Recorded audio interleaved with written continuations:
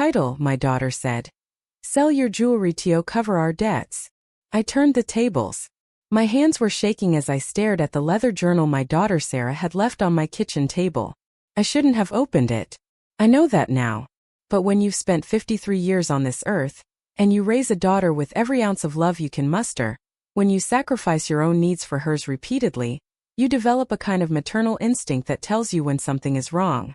That instinct screamed at me as I looked at that journal. The first page contained a detailed list. Not a shopping list. Not a to-do list. A list of everything I owned that had monetary value. My grandmother's diamond brooch, 500. My mother's pearl necklace, 200. The sapphire ring my late husband Robert had given me on our 25th anniversary, 000. The jade bangles I'd collected over 40 years, 2,000 combined. My engagement ring, 500. She'd even estimated the value of my vintage watch collection at 5,000. On the final page, she'd written in capital letters, total 9,200. Need to liquidate ASAP. I remember sitting down at the kitchen table, the journal trembling in my hands. I wasn't breathing properly. The kitchen suddenly felt too small, the walls pressing in on me. My chest felt tight, not from physical pain, but from the weight of betrayal, that crushing, suffocating realization that someone you trusted, someone you loved more than you loved yourself, had been seeing you as nothing but a collection of assets to be converted into cash. That was 4 months ago. What happened next changed everything. Not just for me but for Sarah and for our entire family dynamic. This is the story of how I discovered that quiet defiance can be more powerful than any argument, and how standing your ground can teach lessons that no amount of words ever could. My name is Eileen, and this is what happened when my daughter tried to turn me into her personal piggy bank.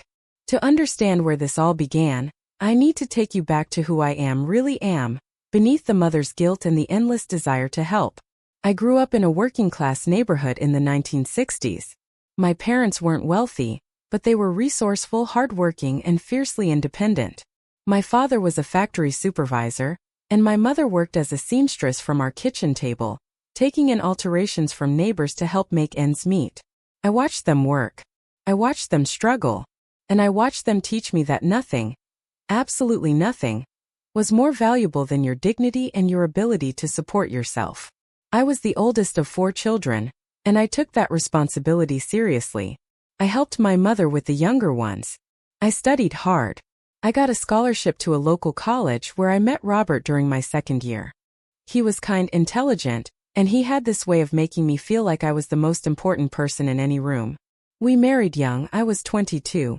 And started building our life together. Robert was an accountant, steady and reliable. We had Sarah when I was 25, and I was so desperately in love with that little girl. I remember holding her in the hospital, looking at her tiny face, and thinking that I would do absolutely anything to protect her, to give her the kind of life I hadn't had, to make sure she never wanted for anything. We gave her everything we could. When Robert would come home from work, the first thing he'd ask about was Sarah. How was her day? What did she learn? What did she accomplish? We weren't wealthy, but we were comfortable. We had a nice home in a good neighborhood. We took vacations. We sent Sarah to a private school when she was in high school because she excelled academically, and we wanted her to have every opportunity. I suppose if I'm being honest, we may have spoiled her a bit. When she wanted something, we tried to get it for her. When she struggled with something, we stepped in to help. When she made mistakes, we cleaned them up. Not because we were permissive parents, but because we loved her so much, and we genuinely believed that smoothing her path was the ultimate act of parental love. Robert passed away when Sarah was 31 years old. Heart attack. Sudden and devastating. One day he was at his office, the next day he was gone. I was 52 years old and my entire world shattered. The grief was overwhelming, but it was made bearable by the fact that Sarah was there. She was grieving too, of course, but she was there for me. She held my hand at the funeral. She helped me navigate the paperwork and the funeral arrangements. For those first months after his death, we were there for each other in a way we'd never been before. That was 8 years ago. Robert left behind a modest estate. His life insurance and his savings meant I could comfortably pay off the remaining mortgage on the house and live a stable life. Not lavishly, but without financial stress. I'd been a teacher for 30 years, and I'd managed my own retirement fund carefully. I had my Social Security, my pension, and my savings. By all accounts, I was doing well. I was healthy, engaged, and I was looking forward to a retirement filled with travel and time with my grandchildren. Or at least that's what I thought would happen. Sarah had married a man named David when she was 28. He was a marketing executive who seemed charming and ambitious when we first met him. They had 2 children, Emma and Thomas, who were the lights of my life. I saw them regularly. I babysat frequently. I was, in every sense of the word, present and engaged with my family. But over the past few years, I'd started to notice changes. Sarah seemed stressed in a way that seemed deeper than normal parenting stress. She was often tired, sometimes irritable. She and David seemed distant. And gradually, almost without my noticing it happening, the dynamic between us began to shift. It started small. She'd mention that money was tight. She'd ask if I could watch the kids for free instead of paying their nanny to save them money. She'd mention, almost in passing, specific things I owned, my jewelry particularly. "That's such a beautiful ring," she'd say, holding my hand and examining my sapphire. "It must be worth a lot." Or, "Mom, do you ever wear those jade bangles? They're really valuable, aren't they? A shame not to use them." I didn't think much of it at the time. Children often notice their parents' possessions. But looking back now, I can see the pattern. These weren't innocent observations. They were seeds. She was planting seeds. The real change happened about 6 months before I found that journal. Sarah called me one Tuesday evening, and her voice was different. Strained. She asked if she could come over to talk to me, just her, not David, not the kids. That made me nervous immediately. Nothing good ever comes from that kind of request. She arrived at my house at 7 o'clock in the evening, and I could see the tension in her shoulders before she even sat down. I made tea. We sat at my dining room table, the same table where she'd done her homework as a child, where we'd played board games as a family, where Robert had taught her how to balance a checkbook. And she told me that she and David were in financial trouble. Not just a little trouble. Serious trouble. Apparently, David had made some poor investments and some questionable business decisions. He'd invested in a venture that failed. There were credit card debts, substantial ones. There was a car loan. And she told me, tears streaming down her face, they might lose the house if they didn't come up with a significant amount of money in the next few months. I remember my heart breaking for her. This was my daughter, the little girl I'd raised, and she was sitting at my table telling me that her family might lose everything. My first instinct, of course, was to help. I asked her how much money they needed. She said approximately $50,000. $50,000. I felt my throat close up.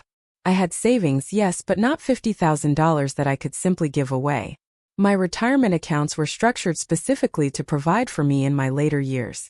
I'd been careful with my money precisely because I knew I'd be alone eventually, that I needed to take care of myself.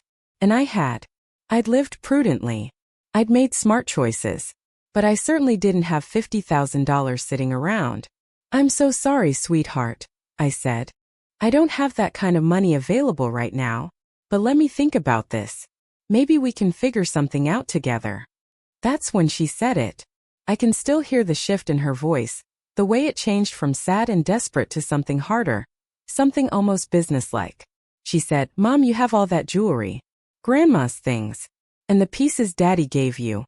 Those are really valuable. You don't really need to keep them, do you? They're just sitting in your jewelry box." I remember feeling something click inside me. A moment of clarity that was almost painful in its intensity. "Sarah," I said carefully, "those items are irreplaceable. Your grandmother wore that brooch for 50 years. Your father chose that sapphire ring himself, and he gave it to me on the 25th anniversary of when we met. These aren't just things. They're memories." "I know," she said, and there was almost a whine in her voice now. "But Mom, we could lose our house. My children could lose their home. Surely those memories aren't more important than your grandchildren's stability." That word surely. As if I was being unreasonable. As if asking me to value my irreplaceable family heirlooms over their financial irresponsibility was a perfectly reasonable thing to ask. I didn't give her money that night. We talked for a while longer, and I suggested that she and David work with a financial advisor, that they look into consolidating their debts, that they consider cutting expenses. She listened with a tight expression on her face, but I could see that my suggestions weren't what she'd wanted to hear. She'd wanted me to capitulate. She'd wanted me to immediately start liquidating my most treasured possessions to bail them out of a situation that, honestly, seemed to be largely of their own making. She left my house around 9 o'clock that evening, and we didn't talk about it again for a few weeks. But things shifted after that. The energy between us changed. She was cooler to me. When I called to check in, she was short. When I asked to see the grandchildren, she had excuses. The guilt? Oh, the guilt was enormous. I felt like I was being selfish. I questioned myself constantly. Was I being unreasonable? Should I sell the jewelry? At night I'd lie awake, worrying that I was failing her in some fundamental way. Then 2 weeks before I found that journal, Sarah came to my house again. This time she was angrier. She came into my kitchen and she said, "I've been doing some research, Mom. Your jewelry collection is worth about $50,000. Easily. If you sold it, you could solve our entire problem." I was stunned by the directness of it. By the way, she'd clearly been thinking about this, planning this, researching exactly how much I could liquidate to fix her mistakes. "Sarah," I said, "I understand you're frightened about your financial situation, but I'm not going to sell my jewelry.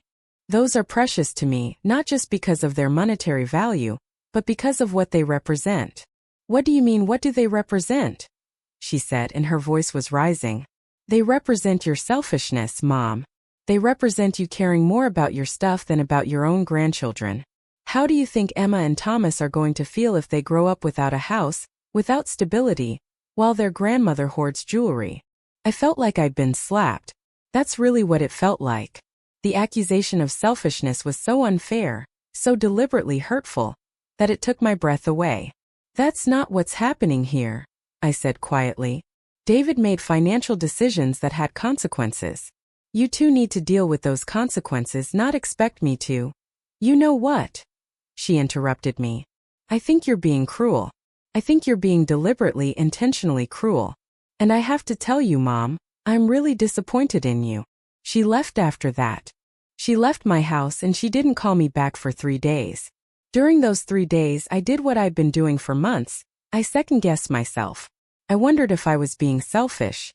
I looked at my jewelry box. I held the sapphire ring and remembered Robert's face when I'd opened the box on our 25th anniversary. I held my grandmother's brooch and remembered her wearing it to church every Sunday. Remembered her taking it off and pinning it to my dress on my own wedding day.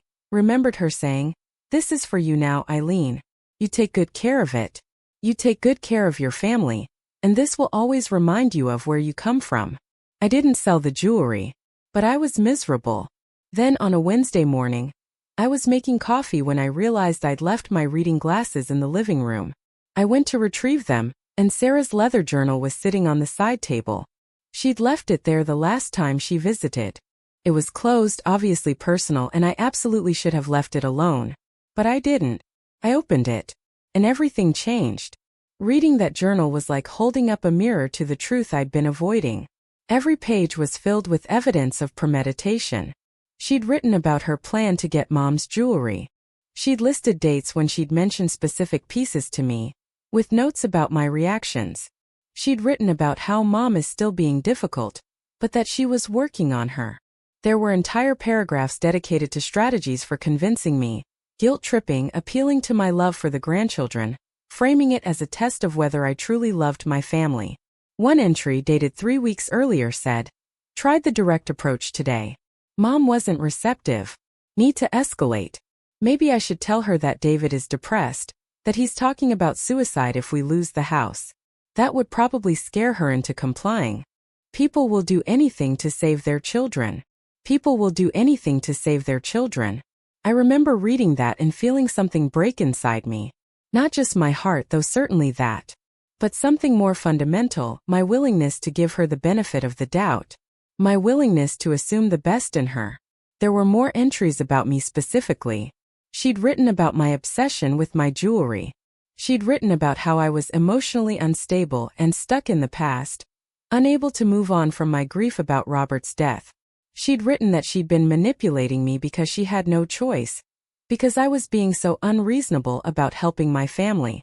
And then, toward the back of the journal, there was an entry from just a few days ago. It said, "Mom is weakening. I can feel it. She's starting to feel guilty. One more push should do it. I'm going to tell her that David is suicidal, that we're about to lose the house, that the bank is coming to foreclose. I'm going to make it as dire as possible. She won't be able to withstand it. And once I get her jewelry, I'm going to sell it, pay off the credit cards, and then I'm going to suggest that she move into a smaller place. For her own good, Mom. It's too much house for just you. She'll be easier to handle once she's not sitting on a nest egg. She'll be dependent on me, and she'll finally understand that she needs to listen to me." I had to sit down. I had to actually sit down on the sofa because I felt like I was going to faint. My daughter. My little girl. The child I'd held at 3 in the morning when she had fevers. The child I'd worried about when she went to school. The child I'd been so proud of at her graduations, her wedding, when she had her own children. This same daughter had been orchestrating an elaborate campaign to manipulate me into selling my most precious possessions, and then moving me into a smaller home where I'd be more dependent on her. She wasn't asking for help because of a crisis. She was hunting. I sat there for a long time, the journal in my hands, and I cycled through the emotions. Anger, grief, betrayal, confusion. And then, underneath all of that, something else. Something that felt almost like clarity, because suddenly everything made sense. Every comment she'd made about my jewelry, every guilt trip, every accusation of selfishness, it had all been part of a calculated plan. And I realized something else too. I had been enabling this behavior my entire life. I'd raised her to believe that her needs came before everything else, that I would solve her problems, that there were no real consequences for her actions because I would always be there to smooth things over. I taught her that using me was acceptable. And now, as an adult, she'd taken those lessons and weaponized them. I don't remember exactly when I decided to do what I did next. I think it was gradual. But as I sat there with that journal, I made a decision. I was going to stop being a victim of her manipulation. And I was going to teach her a lesson that no amount of arguing could teach. I was going to use the only language she seemed to understand: consequences. I took that journal and I photographed every single page with my phone. Every list. Every strategy. Every horrifying entry where she discussed manipulating me and planning to make me dependent on her. Then I put the journal back exactly where I'd found it, and I began to plan. The first thing I did was call my attorney, Gordon Davies. Gordon had been my husband's college roommate, and I'd known him for over 30 years. He was a family law attorney, and more importantly, he was someone I trusted completely. I asked him if he could meet with me, and he squeezed me in the next afternoon. I showed him the photographs of the journal entries and explained the situation. I watched his expression change from curious to concerned to genuinely alarmed as he read through the pages. "Eileen," he said when he was finished, This is quite something. She's essentially documenting a plan to manipulate and financially exploit you. The fact that she's even written about strategy shows a real intent here that goes beyond normal family dynamics. What are my options?" I asked. "Well," he said, leaning back in his chair, "legally speaking, you have options. You could potentially pursue fraud charges, or at the very least, you have documentation that would be very useful if she ever did get you to sign any financial documents. But I have a feeling that's not what you're asking about." He was right. I wasn't asking about legal action, not really. What I wanted was something more subtle. I wanted to protect myself, yes, but I also wanted to teach her something. I wanted to show her that manipulating people had consequences. And I wanted to do it in a way that would actually make her understand, not just punish her. I told Gordon what I was thinking, and he was quiet for a moment. Then he nodded slowly. "I think," he said carefully, "that what you're describing is the right thing to do. You're establishing boundaries. You're protecting yourself. And yes, it's going to be painful, but I think it's necessary. I'll help you with the legal side of things." Over the next 2 weeks, Gordon and I had several conversations. I made some significant changes to my will and my financial documents. I moved my savings into a trust that would provide for me, but that Sarah couldn't access. I set up a living trust for my house that would ensure she couldn't claim it or force me to sell it. And most importantly, I documented everything I was doing and why. Then I hired a financial advisor, a woman named Patricia who was highly recommended. Patricia was in her 60s, sharp as a tack, and she'd worked with seniors for decades. I explained my situation to her. Not all the ugly details, but enough that she understood what was happening. "You're being used," Patricia said bluntly. "And you need to protect yourself. The fact that you're doing this now proactively is the smart thing to do." Patricia helped me create a budget that showed I was comfortably living within my means. She helped me understand exactly what I had, what I needed, and what was discretionary. She also helped me develop a plan for something else I'd been thinking about, eventually relocating. Not because Sarah wanted me to, but because honestly, after everything that had happened, the idea of being near her on a regular basis made me feel sick. But before I executed any of that, I needed to respond to Sarah's manipulation. I needed to force a confrontation. And I needed to do it in a way that made it absolutely clear to her that I knew what she'd been doing. I called her on a Wednesday afternoon. "Hi, Mom," she answered, and her voice was cautious. We hadn't talked in about 10 days, and things were tense between us. "Sarah, I need you to come to my house," I said. "This evening. We need to have a serious conversation." "Is everything okay?" she asked. "Are you sick?" "No, I'm not sick. But I do need to talk to you. Can you come over at 7? She agreed, though I could hear the uncertainty in her voice. I spent the rest of the afternoon preparing. I printed out the photographs of the journal entries and put them in a folder. I made tea and some cookies, though I had no idea if she'd want them. And I thought very carefully about what I wanted to say. She arrived at 7 o'clock sharp, and I could immediately see that she was on edge.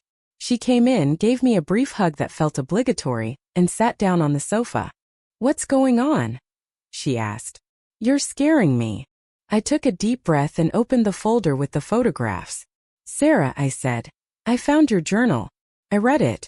And I want you to know that I know exactly what you've been doing." I watched her face go white.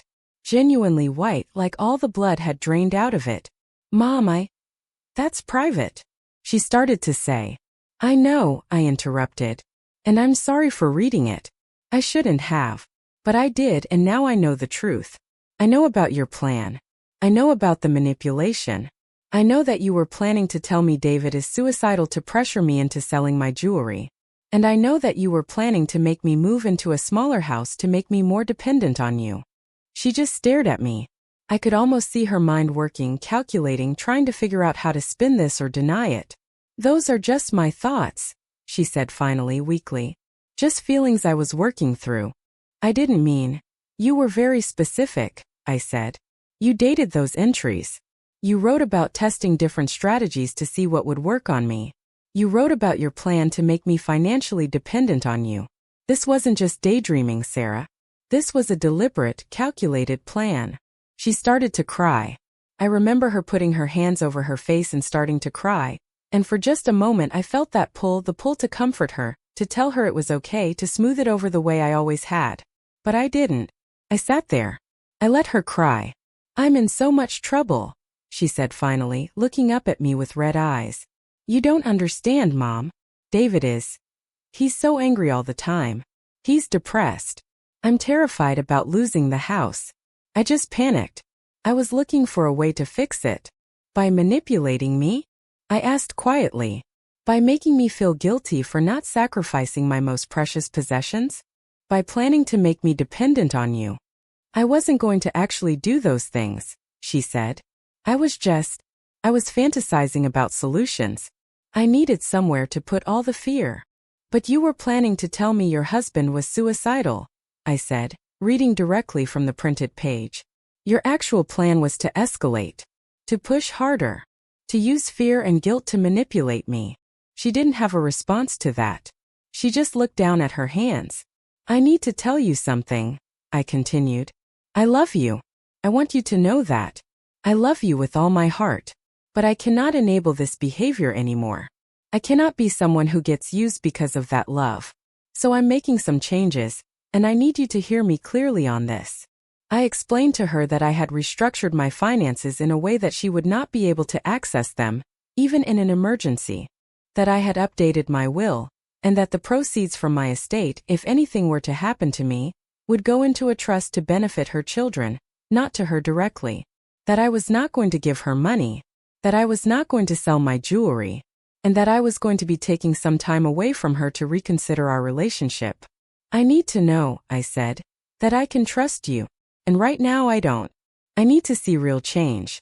I need to see you taking responsibility for your financial situation instead of blaming me or trying to manipulate me.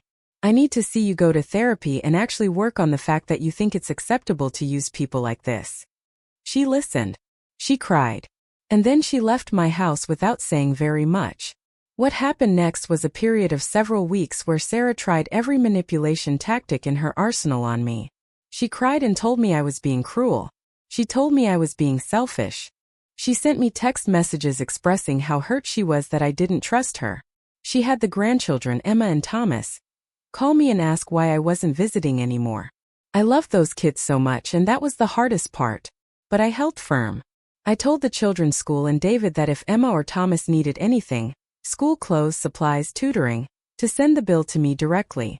I made it clear that I was not cutting off contact with my grandchildren, but that I was going to have boundaries with Sarah. Then David called me.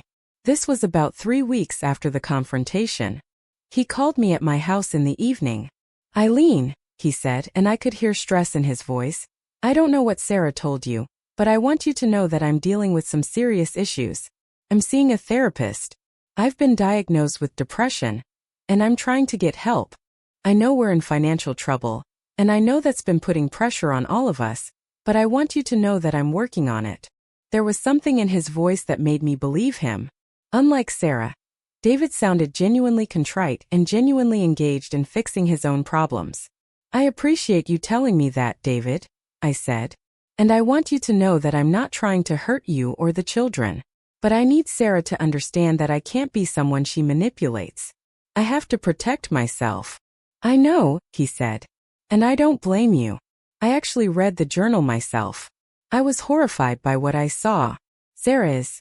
She's not thinking clearly right now, but I'm going to help her get some help. I've actually set up for her to start therapy next week." That was something, at least. Over the following months, things shifted gradually. Sarah didn't immediately transform, of course she didn't. But something had changed in the dynamic. She realized that her manipulation wasn't working. She realized that I couldn't be guilted into compliance, and that there were actual consequences for trying. Slowly, she started to take her husband's advice. She started seeing a therapist. She and David started working with a financial advisor to address their situation. I didn't suddenly reconcile with her or pretend that nothing had happened, but I did gradually rebuild a relationship with her that was based on honesty and respect rather than manipulation and guilt. The turning point came about 6 months after the journal incident. I was visiting with Emma and Thomas at their house, their actual house, which they managed to keep through a combination of David's increased therapy engagement and them actually making difficult financial choices. Sarah was there, and after the kids had gone to bed, we sat down in the kitchen together. "Mom," she said, and there were tears in her eyes again, but this time they felt different. Genuine. "I've been working with my therapist about the journal, about everything. And I'm so ashamed. I'm so sorry. I hate who I was acting like. I hate who I've been acting like for years, really." I listened as she talked about her own anxieties and fears. About growing up and thinking that I would always fix things for her. About the pressure of adulthood hitting her and feeling like she was drowning. About using manipulation because she genuinely didn't know any other way to cope. "When you confronted me," she said, "when you showed me those photographs and made it clear that I had to change, I was furious. But then I realized something. You didn't change who you were. You just stopped enabling who I was. And that's actually the most loving thing you could have done." I cried then. I cried for the daughter I'd raised, for the mistakes I'd made in raising her, for the years of her life she'd wasted on manipulation and deception. But I also cried because I felt like I was getting her back. Not the manipulative version of her, but a real version. Someone who was working on herself. Someone who was taking responsibility. "I'm proud of you," I told her. "For doing the work. For being willing to look at yourself and make changes. I'm proud of you too," she said. "For having the courage to set boundaries. For not just giving me what I wanted because it would have been easier. You taught me a hard lesson, Mom. But I needed to learn it." In the aftermath of everything that happened, I made some significant changes to my life. I decided that I wanted a fresh start. Not because I was running away, but because I realized that I'd spent so long being reactive to my family's needs that I'd lost sight of what I wanted for myself. I decided to sell my house, not because Sarah pressured me to, but because I wanted to. I sold it 6 months ago to a lovely young family who are absolutely taking care of it. I used the proceeds from the sale to buy a beautiful condo in a different city, about 3 hours away from where Sarah lives. The condo is smaller, yes, and it's easier to maintain, but I chose it for that reason. It's for me. It's what I want. I still see Sarah regularly, but the relationship is different now. It's healthier. She and David got their financial situation under control, not with my help, but with their own effort. I'm proud of them for that. They did difficult things. They cut expenses. They worked extra hours. They made sacrifices. And they did it themselves, which means they learned something about themselves in the process. My jewelry is still with me. I still wear my sapphire ring on Sundays and special occasions. I still have my grandmother's brooch, which I wear to significant family events. The jade bangles still live in my jewelry box. They're not being sold to pay someone else's debts. They remain exactly what they should be, precious memories of the people I love and the life I've lived. Emma and Thomas still call me regularly. They're healthy and thriving. They have a mother who's working on herself and a father who's engaged and present. What more could I ask for? And me? I'm better than I've been in years. Not because I destroyed my relationship with my daughter, I didn't. But because I finally understood that taking care of myself isn't selfish. That loving someone doesn't mean sacrificing your own dignity. That the greatest gift I can give my children isn't always making their lives easier. Sometimes it's showing them the consequences of their actions. I thought about giving in so many times. I thought about selling the jewelry just to make the conflict go away. I thought about writing her a check from my savings just to ease the tension. But I didn't. And I'm so grateful that I didn't. Because if I had, she would have learned that manipulation works. She would have escalated. She would have probably tried it on other people. She would have spent her life depending on using others to solve her problems. Instead, she learned a different lesson. She learned that there are boundaries, that using people has consequences, that sometimes the people who love you the most will refuse to enable your worst behaviors, and that's actually an expression of love, not cruelty. I wore my sapphire ring to Emma's birthday party last month. Sarah noticed and she smiled at me, a real smile. And then she said something I never thought I'd hear from her. "I'm glad you didn't sell your jewelry," she said quietly. "I'm glad you did what you did." And that, to me, was worth more than anything. Because it meant she understood. It meant she'd learned. Sometimes love looks like saying no. Sometimes the most powerful thing a parent can do is refuse to be victimized anymore. Sometimes turning the tables isn't about revenge. It's about reclaiming your own life and your own dignity. And sometimes, the most important gift you can give your children is the knowledge that they're strong enough to handle their own problems. That they don't need you to solve everything for them. That they're capable of more than they believe. That was my gift to Sarah. And in the end, it turned out to be exactly what she needed. Looking back on all of this now, I can see the journey so clearly. I can see where I went wrong, where I loved too much in the wrong way, where I enabled instead of supported, where I sacrificed my own needs so completely that I made myself vulnerable to being used. But I can also see where I got it right. I can see the moment when I chose to value myself. I can see the moment when I decided that my dignity mattered more than avoiding conflict. I can see the moment when I stopped being a victim and became someone who stood her ground. That's the story I wanted to tell you. Not because I think my experience is unique. I suspect many of you have experienced similar situations with your own families. But because I want you to know that it's never too late to change the dynamic. It's never too late to set boundaries. It's never too late to value yourself. If you're in a situation where someone you love is manipulating you, using you or treating you as though you exist to solve their problems, don't do what I did for so long. Don't wait. Don't second-guess yourself. Don't let guilt keep you trapped. Your jewelry, whether that's literal jewelry or your time, your money, your emotional energy, your home, your health, is yours. It's precious. And you have every right to protect it. Love your family. Support them when you can. Be there for them. But don't disappear yourself in the process. Because that doesn't help them. It hurts them. It teaches them that using people is acceptable. And it hurts you most of all. I turned the tables on my daughter not out of anger or revenge, but out of love. Out of the understanding that the best thing I could do for her was to force her to grow up and take responsibility for her own life. And in the end, she thanked me for it. That's the power of standing your ground.